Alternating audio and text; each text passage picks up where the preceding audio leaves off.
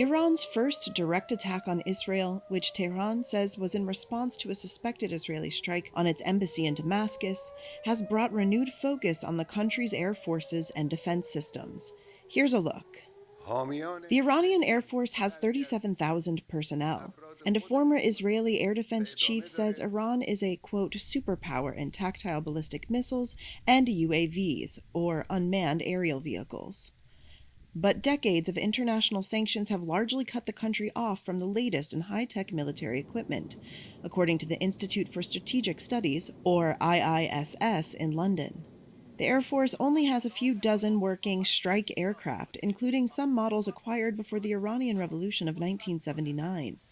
Iran has a squadron of 9 F-4 and F-5 fighter jets, one squadron of Russian-made Sukhoi-24 jets, and some MiG-29s, F-7, and F-14 aircraft, IISS said. Iran also has pilotless planes designed to fly into targets and explode. Analysts believe this drone arsenal numbers in the low thousands. Analysts also say Iran has more than 3,500 surface-to-surface missiles, some of which carry half-ton warheads. However, the number capable of reaching Israel may be lower.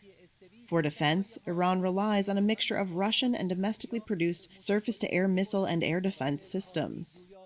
Similar systems have been deployed in Syria since 2015, giving Israeli pilots years of experience in dealing with them. A research fellow at IISS said that the country does not have the comprehensive air defenses that Israel has. Israel has an advanced U.S.-supplied Air Force with hundreds of F-15, F-16, and F-35 multi-purpose jet fighters. The Air Force lacks long-range bombers, though a smaller fleet of repurposed Boeing 707s serve as refueling tankers that could enable its fighters to reach Iran for pinpoint sorties. A pioneer in drone technology, Israel has Heron pilotless planes capable of flying for more than 30 hours, enough for far-flung operations. Whether Israel is willing to risk a direct strike would partly depend on how confident it is that it can thwart further attacks by Iran. Israel's multi-layer air defense is built around the high-altitude Arrow system. The highest altitude system is Arrow 3, which intercepts ballistic missiles in space. An earlier model, Arrow 2, works at lower altitudes. There's also the mid-range David Sling and the short-range Iron Dome, which has fended off thousands of rockets fired from Gaza and Lebanon. But these do not come cheap.